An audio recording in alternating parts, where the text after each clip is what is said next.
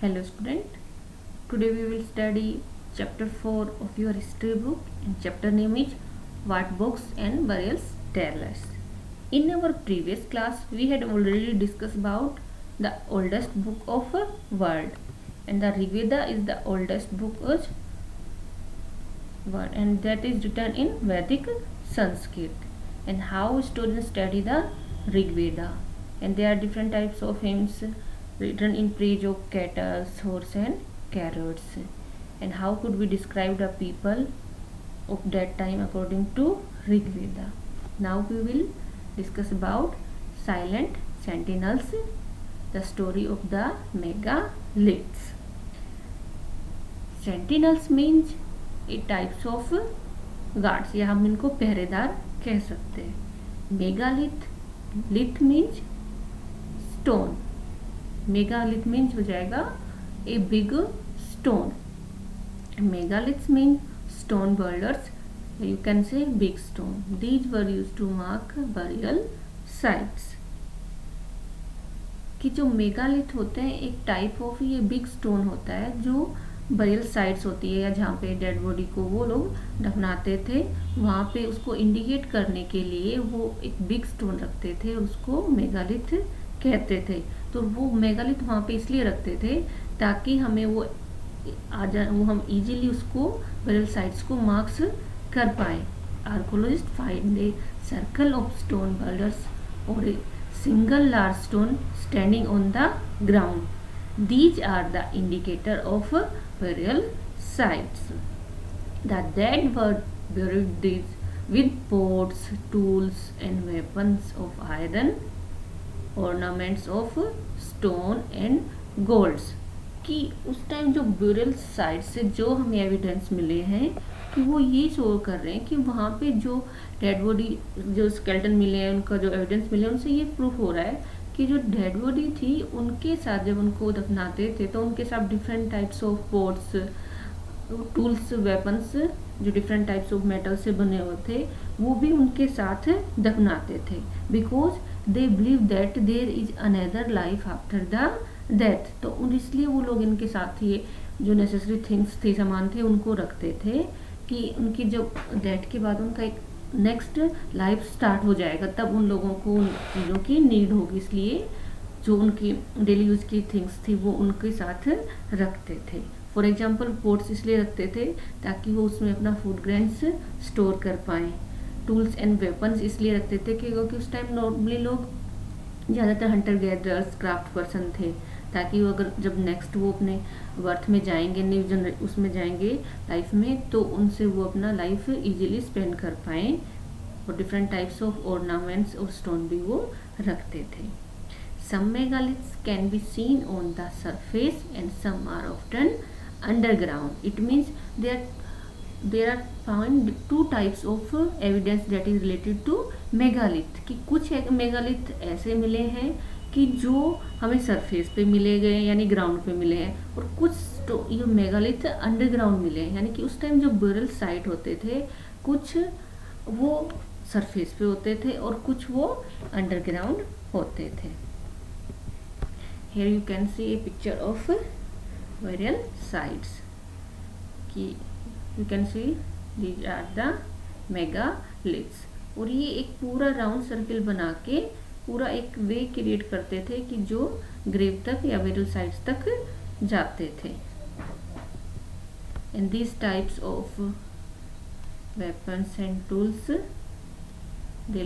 उस टाइम के लोग इसी तरह के वेपन्स या टूल्स को डेड बॉडी के साथ रखते थे ताकि लोग उनको इजीली यूज कर पाएँ.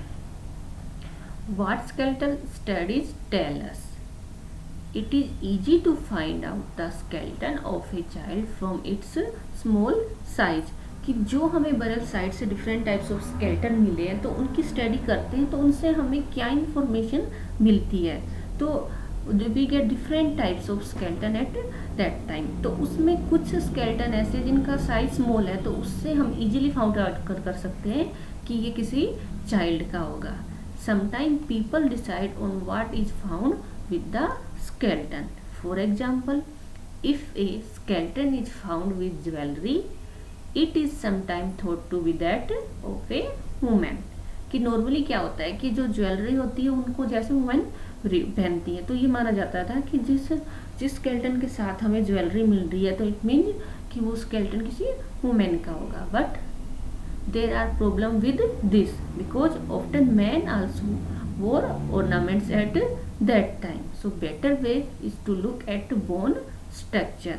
कि उस टाइम मैन भी ज़्यादातर ऑर्नामेंट्स पहनते थे, तो इसलिए ओनली ज्वेलरी या ऑर्नामेंट के अकॉर्डिंग हम उनके स्केलेटन को फाइंड आउट नहीं कर सकते कि ये वुमेन का होगा या मैन का होगा। बट अगर हम उनके जो बोन स्ट्रक्चर है स्केलेटन का उसको देखेंगे तो उसे हम इजीली फाइंड आउट कर सकते हैं कि ये मैन का है या मैन का।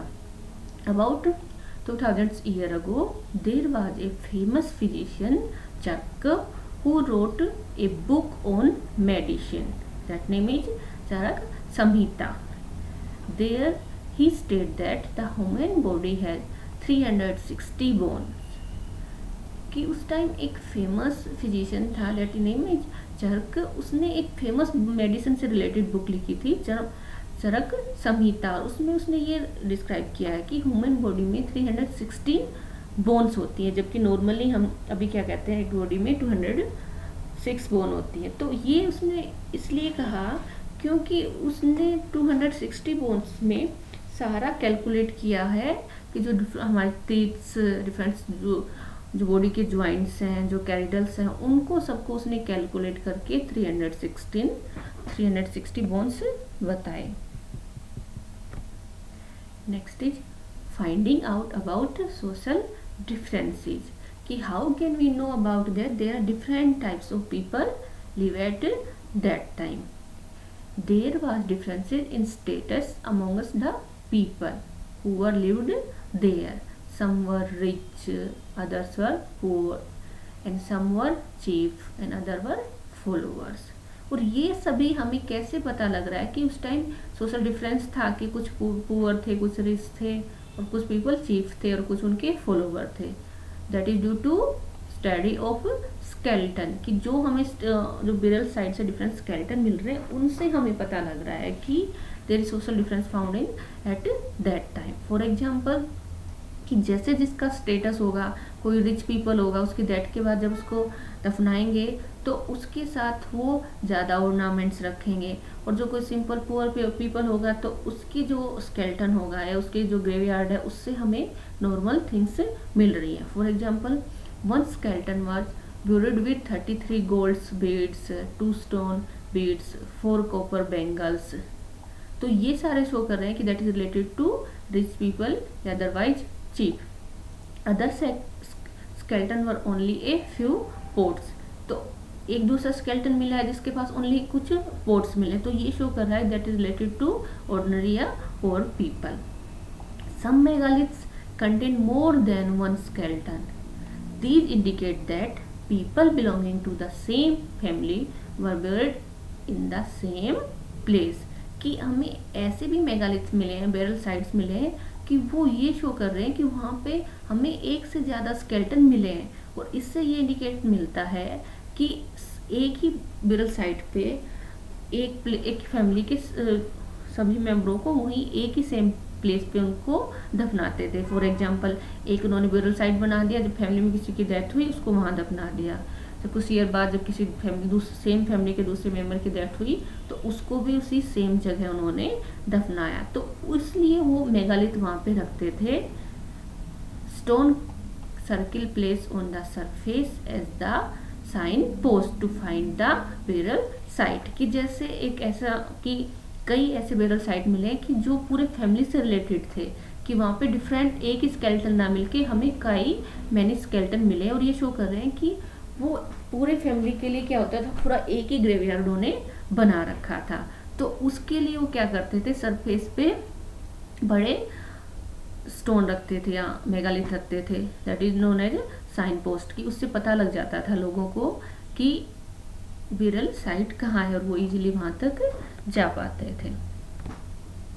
Special burials and occupation at Inamgaon. Inamgaon presently located in Maharashtra. Here adults were generally buried in the ground laid out straight with the head toward the north। कि अब हम इनाम गाम का जब पूरा उसका स्टडी करते हैं तो वहाँ हमें डिफरेंट ब्यूरल साइट्स मिली हैं, और उसमें क्या मिला है कि जो डेड बॉडी है उसको उन्होंने पूरा स्ट्रेट करके लेटाया हुआ था और उसका हेड नॉर्थ की तरफ था। Sometime burials were within the houses which contains food and water were placed with the dead. कि कई बार लोग क्या करते थे उस टाइम ब्यूरल साइट्स अपने हाउस के अंदर ही बनाते थे। कि फॉर एग्जांपल किसी फैमिली में किसी पर्सन की डेथ हो गई तो उनके हाउस का जो कंट्री यार्ड होता था या उनका जो आंगन होता है तो उसी में उसको ग्रेवयार्ड बना के दफनाते थे, और उसके साथ डिफरेंट टाइप्स ऑफ वेसल्स यानी बर्तन रखते थे जिनमें फूड और वाटर वो लोग रखते थे। वो इसलिए फूड रखते थे क्योंकि उनका बिलीव था कि डेथ के बाद उनका फिर से न्यू बर्थ होगा, उनकी न्यू लाइफ स्टार्ट होगी। और वो घर में ब्यूरल साइट इसलिए बनाते थे ताकि उन लोगों को ये रहे कि उनका फैमिली मेंबर कहीं नहीं गया है बल्कि वो उनके पास ही है, इसलिए वो उसको रिमेंबर करते हुए घर में उसको दफनाते थे।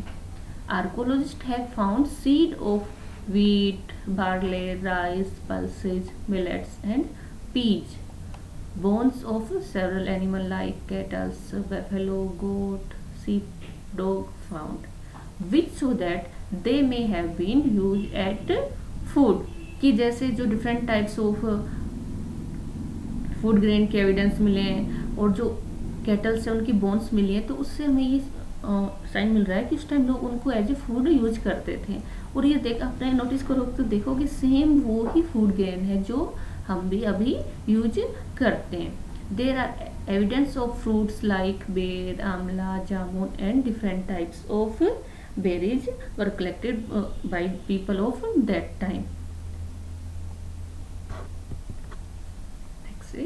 Elsewhere means कि not only all types of civilization found in India, in world there are different types of all civilization found। For example in China, कि जब इंडिया में जो इंडस वैली सिविलाइजेशन स्टार्ट हो गया था, उसी तरह मिस्र में और चाइना में वर्ल्ड के डिफरेंट पार्ट्स में भी लोग different types of evidence collect कर रहे थे related to old civilization. Same जब इंडिया में इंडस वैली सिविलाइजेशन की एविडेंस कलेक्ट किए जा रहे थे, उसी टाइम चाइना में भी वहाँ की वर्ल्ड सिविलाइजेशन से रिलेटेड एविडेंस कलेक्ट किए जा रहे थे। For example around 3500 years ago we find some of the first evidence of writing in China.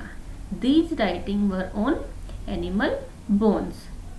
These are called oracle bones because they were used to predict the future. King appointed scribes to write on bones। तो उस time जो Kings थे उस scribes people को appoint करते थे कि वो बोन्स के ऊपर लिखेंगे, और मेनली स्क्राइब लिख different types of question on bones. For example kings उनसे डिफरेंट क्वेश्चन लिखवाते थे। For example would they win battles, would the harvest be good, for example another types of question like would they have sons, and the bones were then put into the fire and they crack because of the heat. और वो क्या होता था कि उसके ऊपर लिख के क्वेश्चन वो स्क्राइब क्या करते थे, उन बोन्स को फायर में डाल देते थे, और जब फायर में जाके जो बोन क्रैक होती थी तो उसके अकॉर्डिंग वो डिफरेंट टाइप्स ऑफ प्रेडिक्ट करते थे रिलेटेड टू फ्यूचर।